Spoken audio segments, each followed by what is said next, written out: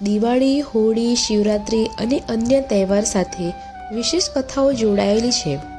આ બધા જ તહેવારો અંગ્રેજી મહિના અનુસાર ન આવતા હિન્દુ માસ અને તિથિ મુજબ આવે છે. જ્યારે મકર સંક્રાંતિ એ એક ખગોળીય ઘટના છે જેનાથી જળ અને ચેતનની દિશા અને દશા નક્કી થાય છે. આ તહેવાર એવો છે કે જે અંગ્રેજી મહિના મુજબ 14 જાન્યુઆરીએ આવે છે. શાસ્ત્રો અનુસાર દક્ષિયાનને દેવતાઓની રાત્રિ એટલે કે નકારાત્મકતાનું પ્રતીક અને ઉત્તરાયણ દેવતાઓનો દિવસ એટલે સકારાત્મકતાનું પ્રતીક માનવામાં આવે છે. આથી આ દિવસે જપ, તપ, દાન, શ્રાદ્ધ, તર્પણ, સ્નાન વગેરે જેવી ધાર્મિક ક્રિયાઓનું વિશેષ મહત્વ છે. એવું માનવામાં આવે છે કે આ દિવસે આપવામાં આવેલું દાન 100 ગણું વધીને પાછું પ્રાપ્ત થાય છે. આ દિવસે શુદ્ધ ઘી તથા ધાબળાનું દાન મોક્ષ આપે છે.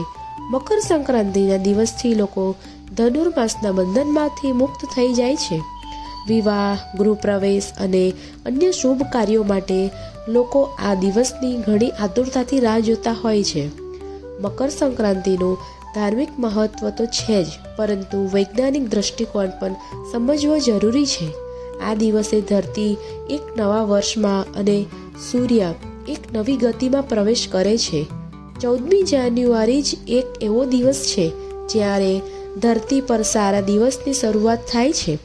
આવું એટલા માટે કે સૂર્ય દક્ષિણના બદલે હવે ઉત્તર દિશામાં ગમન કરવા લાગે છે. જ્યાં સુધી સૂર્ય પૂર્વની દક્ષિણ તરફ ગમન કરે છે ત્યારે તેના કિરણોને ખરાબ માનવામાં આવે છે, પરંતુ જ્યારે તે પૂર્વથી ઉત્તરની તરફ ગમન કરવા લાગે છે ત્યારે તેના કિરણો સ્વસ્થ અને શાંતિ વધારે છે. બધું જ પ્રકૃતિના નિયમ પ્રમાણે થાય છે. છોડ પ્રકાશમાં સારો ખીલે છે જ્યારે અંધકારમાં મુરઝાઈ જાય છે. ભગવાન શ્રી કૃષ્ણએ પણ ઉત્તરાયણનું મહત્વ જણાવતા ગીતામાં કહ્યું છે કે ઉત્તરાયણના શુભ કાળના 6 માસમાં જ્યારે સૂર્ય દેવતા ઉત્તરાયણ હોય છે અને પૃથ્વી પ્રકાશમય રહે છે, આ પ્રકાશમાં શરીરનો પરિત્યાગ કરવાથી તે જીવનો પુનઃ જન્મ થતો નથી અને તે બ્રહ્મને પ્રાપ્ત કરે છે. તેનાથી તદ્દન વિરુદ્ધ સૂર્ય દક્ષિયાણમાં હોય ત્યારે પૃથ્વી અંધકારમય હોય છે અને લોકો આ અંધકારમાં શરીરનો ત્યાગ કરે તો તેને પુનઃ જન્મ લેવો પડે છે.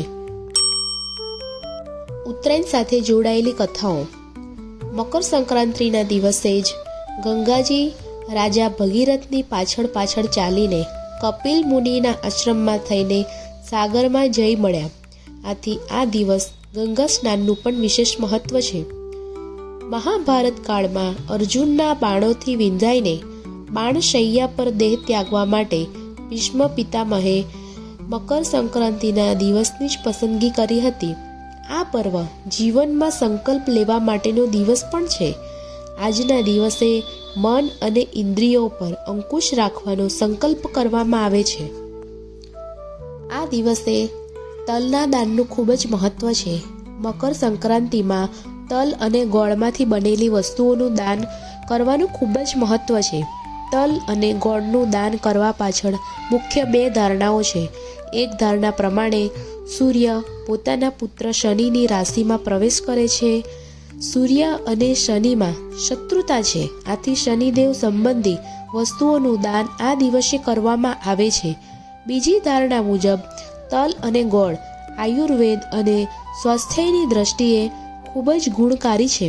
શરદ ઋતુમાં તેનો ઉપયોગ કરવાથી શરીરને ખૂબ જ પોષણ મળે છે અને રોગ સામે રક્ષણ મળી રહે તે હેતુથી આપણા ઋષિ મુનિઓએ તલ અને ગોળમાંથી બનાવેલી વસ્તુઓનું સેવન કરીને દાનની પરંપરાને આ તહેવાર સાથે જોડેલી છે. તલ, ગોળ, મગફળી, મગ દાળની ખીચડી વગેરે વસ્તુઓથી શીત પ્રકોપ સામે શરીરને રક્ષણ પૂરું પાડે છે. મકર સંક્રાંતિના દિવસે પવિત્ર નદીઓ અથવા સરોવરમાં સ્નાન કરવાનું ખૂબ જ મહત્વ રહેલું છે. જો ત્યાં જઈ ન શકાય તો પોતાના ઘરમાં જ શુદ્ધ જળમાં તલ તથા ગંગાજળ નાખીને સ્નાન કરો. તાંબાના લોટામાં શુદ્ધ જળ ભરીને તેમાં લાલ ચંદન, તલ, અક્ષત, ફૂલો વગેરે નાખીને પૂર્વાભિમુખ થઈને ભગવાન સૂર્યનારાયણને અર્ધ્ય આપો. પછી તલ અને ગોળથી બનેલા લાડુ, ખીચડી, ઘઉં, વસ્ત્ર, પાત્ર, સાબુ વગેરેનું દાન કરો. દાન કોને કરશો? તો મકર સંક્રાંતિના દિવસે મોટા ભાગના લોકો દાન કરે છે. બાળકોને આ દિવસે તલના લાડુ, ચીકી કે મમરાના લાડુ આપી શકાય. ગાયોને આ દિવસે ઘાસ ખવડાવવામાં આવે છે. ગાયને અન્ય ધાન્યના લાડુ ખવડાવવાનું પણ વિશેષ મહત્વ રહેલું છે. પતંગ ઉડાવવાની પરંપરાનો ઉલ્લેખ શ્રી રામચરિત માનસમાં તુલસીદાસે પણ કર્યો છે. તેમાં બાલકાંડમાં ઉલ્લેખ છે કે રામ એક દિન ચંગ ઉડાઈ ઇન્દ્રલોક में પહોંચ ગઈ. ત્રેતા યુગમાં એવા ઘણા પ્રસંગ છે કે જ્યારે ભગવાન શ્રી રામે પોતાના ભાઈઓ અને હનુમાનજી સાથે પતંગ ઉડાડ્યો હતો.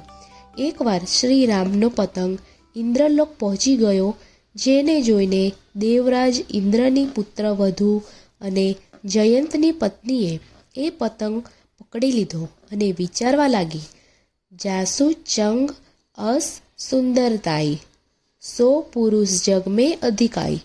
પતંગ ઉડાડનાર અવશ્ય તેને પાછો લેવા આવશે. ઘણી રાહ જોવા છતાં પણ પતંગ પાછો ન આવતા શ્રી રામે હનુમાનજીને તે પતંગ લેવા માટે મોકલ્યા. જયંતની પત્નીએ પતંગ ઉડાડનારના દર્શન કર્યા પછી જ પતંગ આપવા જણાવ્યું અને શ્રી રામના ચિત્રકૂટમાં દર્શન આપવાના આશ્વાસન પછી જ પતંગ પાછો આપ્યો. આ પ્રસંગથી પતંગ ઉડાડવાની પ્રથા કેટલી પ્રાચીન છે તેનો પ્રખ્યાલ આવે છે.